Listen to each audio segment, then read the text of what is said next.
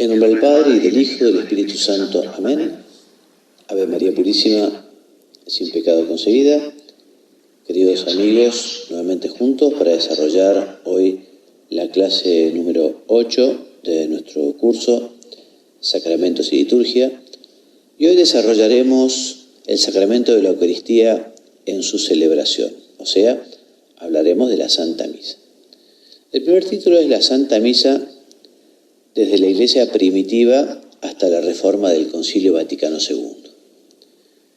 Encontramos en la Didache o la Doctrina de los Apóstoles el documento más antiguo sobre la misa.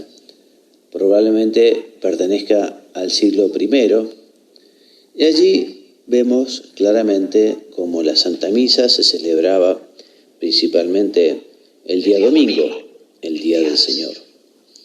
Otro texto muy antiguo, atribuido a San Hipólito de Roma, es la Traditio Apostólica, la tradición apostólica, que también se descubrió posteriormente que estaba incluida en la constitución de la Iglesia egipcia.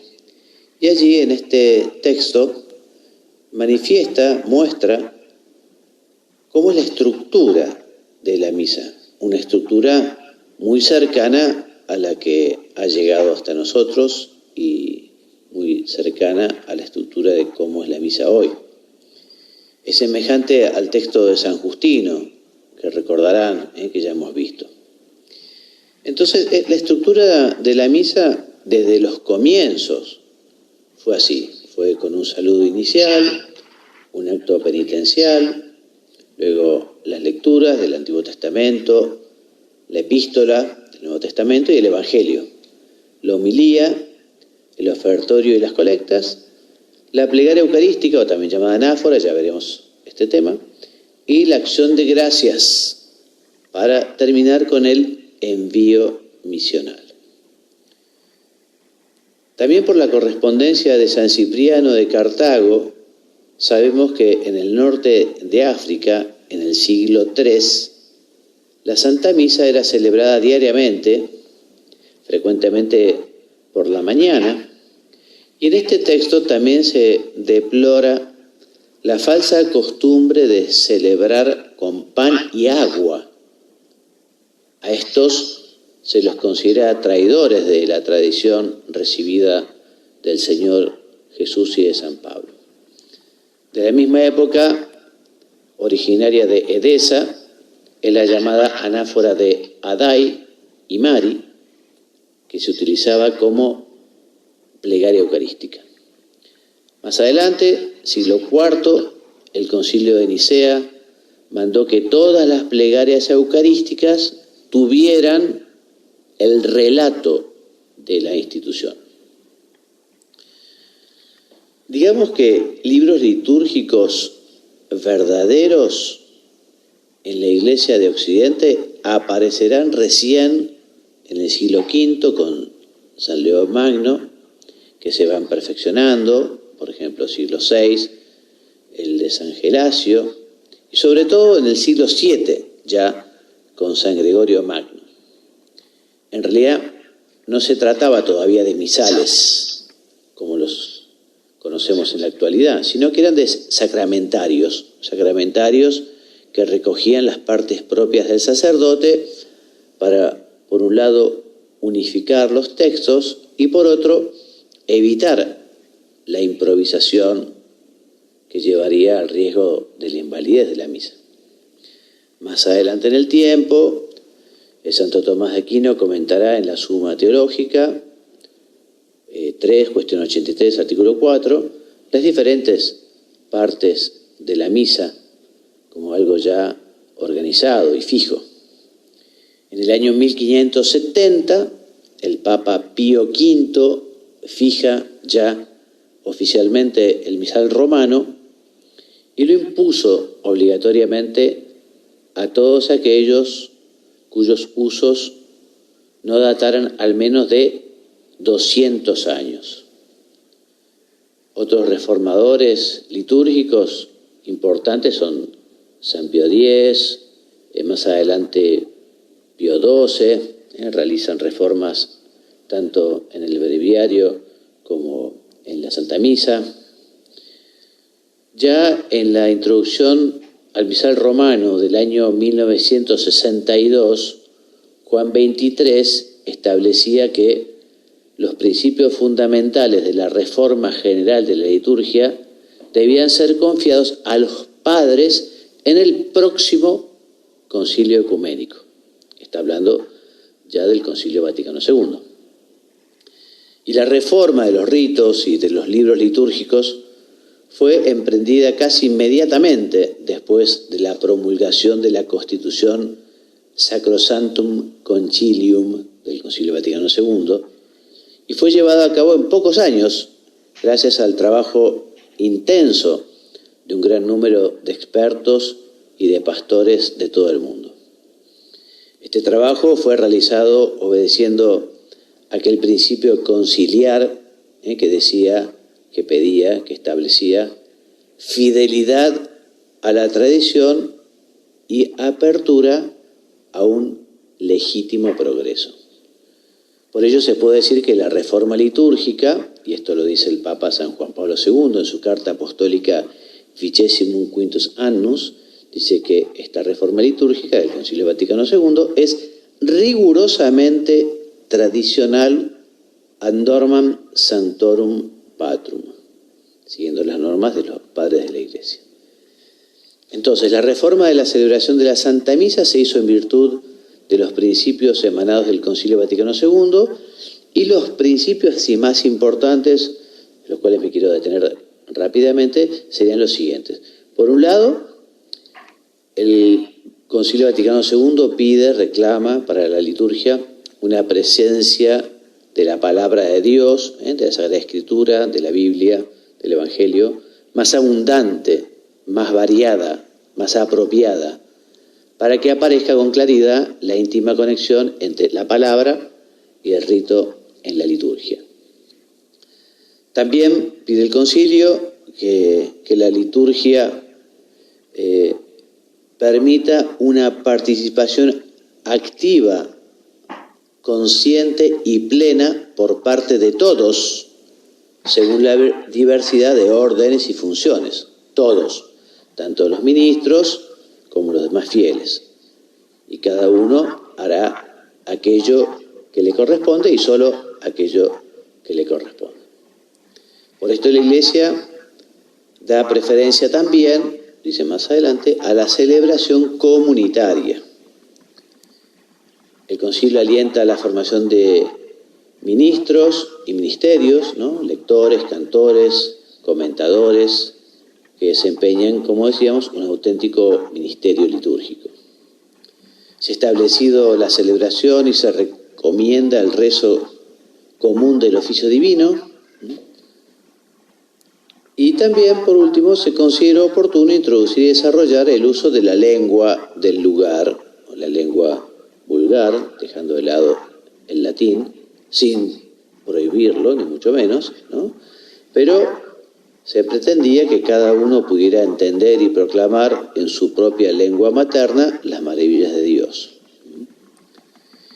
Y también el concilio consideró oportuno aumentar el número de prefacios y también de plegarias eucarísticas, como ya veremos. El 7 de julio del año 2007, hace poco tiempo, el Papa Benedicto XVI publicó un motu propio, Summorum Pontificum, sobre el uso de la liturgia romana anterior a la reforma del Concilio Vaticano II, y esta entra en vigor el 14 de septiembre de ese mismo año 2007. Este documento del Papa Benedicto XVI restauró el uso del misal y de los sacramentales anteriores al Concilio Vaticano II. Bueno, vemos un poco ahora la Santa Misa del misal romano actual. Vamos a ver un poco las partes de la celebración de la misa según las disposiciones de la ordenación general del misal romano. Como decíamos en su momento, la celebración comienza ya en la sacristía como lugar sagrado, repetimos, como lugar de inicio de la celebración. Allí el celebrante se reviste con los ornamentos, ¿no? El amito con el que cubre sus hombros y cruza sobre su pecho como una coraza, leo, el alba, ornamento que en el Antiguo Testamento llevaban los levitas en el servicio del altar y del templo, el cíngulo, a modo de cinturón, ¿no? Que ajusta el alba a la cintura y representa el dominio y sujeción de las pasiones al servir al altar, cosa que también los sacerdotes del templo de Jerusalén ceñían sus cinturas de este modo.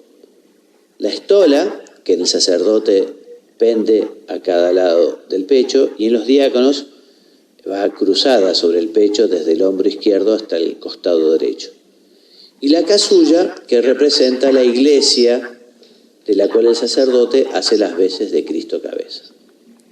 Respecto de los colores tienen su sentido simbólico. El blanco implica triunfo, vida eterna y pureza virginal, y es el color de las grandes solemnidades como la Pascua y de todo el tiempo pascual, la Navidad y su tiempo, hasta la Epifanía. También ese color son los ornamentos para las celebraciones de las solemnidades, como Corpus Christi, Sagrado Corazón, Cristo Rey. También para celebrar a la Santísima Virgen María y a los santos, que no son mártires. En fin, se usa para la celebración de los sacramentos que se celebran durante la misa. Y en todos estos casos puede usarse también el color dorado, en algunos de estos casos. Con el color morado implica lucha y penitencia, corresponde a los tiempos preparatorios, es decir, a la Cuaresma y al Adviento, y se usa el color morado también para la celebración de los difuntos, aunque también puede usarse ornamentos de color negro. Y el color rojo implica sangre y fuego, se utiliza el Domingo de Ramos, el Viernes Santo, en Pentecostés, y consiguientemente para celebrar el sacramento de la confirmación y en la celebración de los santos mártires. Y el color verde se emplea en el tiempo durante el año. Vamos a ver ahora desde la entrada hasta la oración colecta. Entonces, los fieles acompañan con el canto la entrada del sacerdote, el diácono y los ministros saludan al altar con inclinación profunda, y luego el sacerdote y el diácono lo besan. Entonces el sacerdote, de pie en la sede, se signa, o sea, se hace la señal de la cruz, junto con toda la asamblea, y luego, mediante el saludo, manifiesta a la comunidad congregada la presencia del Señor. El Señor esté con vosotros, o el Señor esté con ustedes. Después invita a la conversión con el acto penitencial, que hay diversos actos penitenciales, diversas maneras de manifestar la conversión, la contrición en la misa. El domingo especialmente, y también durante el tiempo de Pascua, lo que se puede hacer en este momento, en vez del acto penitencial, es la bendición y aspersión del agua bendita. Luego el Gloria se recita los domingos, solemnidades y fiestas, a excepción de los domingos del tiempo de Adviento y los domingos de tiempo de Cuaresma. Luego el sacerdote invita a la oración, hace un breve silencio y reza la oración colecta, que se llama así porque recoge las intenciones de los fieles y manifiesta la naturaleza de la celebración que se realiza, que se celebra ese día. Pasemos a la liturgia de la palabra. Entonces, la liturgia de la palabra consta de las lecturas, que es su parte principal, pero también incluye la homilía, la profesión de fe y la oración universal u oración de los fieles. Durante los días feriales, las memorias y algunas fiestas se leen una lectura, el Salmo interleccional y el Evangelio. Durante los días festivos, solemnidades y los domingos se leen 2 lecturas. La primera se toma del Antiguo Testamento, la segunda del Nuevo Testamento, y se intercala el Salmo, luego el Evangelio. Los días feriales tienen 2 ciclos, uno romano y 2 romano, que es par o impar. O sea, el primero coincide con los años impares, el segundo con los años pares. Y los domingos tiene 3 ciclos, A, B y C. Con el predominio del Evangelio según San Mateo durante el ciclo A, San Marcos durante el B y San Lucas durante el C. El Evangelio según San Juan tiene momentos propios durante todo el año. Las lecturas del Antiguo y Nuevo Testamento deben ser leídas por los fieles, que serán previamente elegidos. El Salmo interleccional puede ser leído o puede ser cantado por un lector o cantor. Y el Evangelio debe ser acogido con el canto o la recitación del Aleluya, salvo en Cuaresma, desde el miércoles de ceniza hasta la solemnidad de la Vigilia Pascual. Y el Evangelio debe ser leído o cantado solemnemente por el sacerdote o por el diácono, signándolo al inicio y besándolo después de terminada la lectura. Después de la lectura tiene lugar la homilía, que es un acto catequético del sacerdote, o en su ausencia del diácono. Y respecto de la homilía, la instrucción de la Congregación para el Culto Divino y los Sacramentos escribió una instrucción llamada Redemptiones Sacramentum, en la cual dice que la homilía nunca la hará un laico, ¿no? Que la prohibición de admitir a los laicos para predicar dentro de la celebración de la misa también es válida para los alumnos de los seminarios, para los estudiantes de teología, para los que han recibido la tarea de asistentes pastorales y para cualquier otro tipo de grupo, hermandad, comunidad o asociación de laicos. La homilía la dirá siempre el sacerdote, dijimos, o el diácono.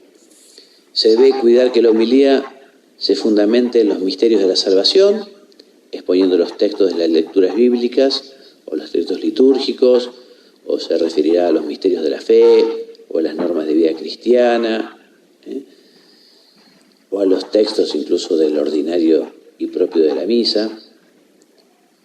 Evidentemente se tratará de que todas las interpretaciones de la Sagrada Escritura conduzcan al mismo Cristo y se procurará justamente iluminar desde Cristo los acontecimientos de la vida de las personas que asisten a la misa.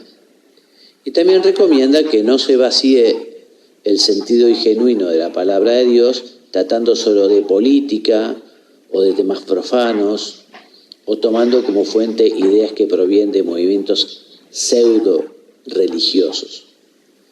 Es el obispo diocesano que debe prestar atención, debe vigilar la atención de la homilía en las parroquias, también procurando que los ministros sagrados se formen, ¿no?, para preparar mejor esas homilías. Los párrocos y aquellos que tienen comunidades de fieles tienen obligación de predicar la homilía los días domingo y fiestas de precepto, y está vivamente recomendado los demás días, por razón de la urgencia de la catequesis y la formación de los fieles. Bueno, después de la homilía tiene lugar la profesión de fe o credo, que se recita los días solemnes y los domingos, y a continuación se eleva la oración universal u oración de los fieles, con las peticiones por la Iglesia, por sus ministros, por los que sufren, por los gobernantes, por intenciones particulares, etc. Con esta oración universal concluye la liturgia de la palabra y comienza la liturgia de la Eucaristía. Recordemos que se presentan el pan y el vino, el sacerdote, pero junto a las ofrendas de pan y vino para la Eucaristía se presentan otras ofrendas para el mantenimiento del culto y el bien de los pobres. Estas ofrendas no se colocan sobre el altar, sino que se dejan en un lugar aparte. Y respecto de las ofrendas de pan y vino, es conveniente que haya una procesión de ofrendas que las acerquen los fieles. Inmediatamente el sacerdote invita a los fieles a que oren para que Dios omnipotente acepte las ofrendas en la llamada oración sobre las ofrendas. Luego comienza el prefacio, que es una alabanza dirigida al Padre por Jesucristo, por el misterio de la salvación, que concluye con el rezo o el canto del Sanctus, o sea, del Santo, Santo, Santo. Concluido el Sanctus, comienza la plegaria eucarística. La primera plegaria eucarística, porque ya veremos que hay más de una, la primera también se llama Canon Romano. Y esta plegaria eucarística 1, o Canon Romano, es la adaptación de la plegaria eucarística del misal romano de Pío V. La segunda plegaria eucarística es cercana a la usada por San Cipriano de Cartago. La tercera refleja la eclesiología del Concilio Vaticano II. La cuarta es una adecuación de la liturgia de San Juan Crisóstomo. Y también existen plegarias eucarísticas adecuadas a diversas circunstancias, además de 2 dedicadas a la reconciliación y una para la misa de los niños. Las plegarias eucarísticas constan de 2 partes. La primera, llamada epíclesis o invocación del Espíritu Santo. Allí el sacerdote está con las manos juntas, en gesto potestativo, sobre las especies eucarísticas, o sea, sobre el pan y el vino, sobre el cáliz. La segunda parte se llama anamnesis, también recuerdo de la institución de la Eucaristía en la última cena. Y en ese momento se recitan las palabras de la institución y se proclama solemnemente el misterio de la fe, a lo que el pueblo de Dios responde con la aclamación: anunciamos tu muerte, proclamamos tu resurrección, ven Señor Jesús. La plegaria eucarística continúa con las invocaciones y acción de gracias dirigidas al Padre y la intercesión por el Papa, por el obispo local y los obispos auxiliares, si hubiera, por la Iglesia en general. En algunos lugares se reza por la Iglesia particular o local, se reza por los difuntos y a todos se encomienda a la intercesión de la Santísima Virgen y de los santos. La plegaria eucarística concluye con la ostensión del cuerpo y la sangre del Señor, o sea, la elevación, y la doxología que se ofrece al Padre en la unidad del Espíritu Santo, que recordarán: por Cristo, con Él, en Él, a ti Dios Padre Omnipotente, en la unidad del Espíritu Santo, todo honor y toda gloria por los siglos de los siglos. Y el pueblo aclama: amén. Es importante recordar que no le corresponde al pueblo decir esta doxología, ya que es una oración sacerdotal. Comienza ahora entonces el momento de la Eucaristía, el momento de la comunión propiamente. Y este es introducido por la invitación a rezar juntos, la oración de los hijos de Dios, el Padre Nuestro. Luego vienen 2 oraciones llamadas embolismo, que es prolongación, oración intercalada, que preparan el saludo de la paz, este gesto que expresa perdón, que debe estar presente en el corazón antes de acercarse al altar. Luego sigue la oración del Cordero de Dios, la ostensión, ¿no? El acto de humildad, repitiendo las palabras del centurión, ¿se acuerdan? Lo recoge San Mateo, capítulo 8, Señor, no soy digno que entres en mi casa, pero una palabra tuya bastará para salvarme, ¿no? No soy digno de que entres en mi casa, qué piadoso. Luego se canta o se reza la antífona de comunión. Llega el momento de la recepción del cuerpo de Cristo, o sea, la distribución de la Eucaristía. Los fieles se acercan procesionalmente, manifestando así su condición de peregrinos o viadores. Esta procesión puede ser acompañada con cantos. Y luego viene la oración después de la comunión, que es una oración de acción de gracias, adaptada al tiempo y a la fiesta del día o la celebración del día.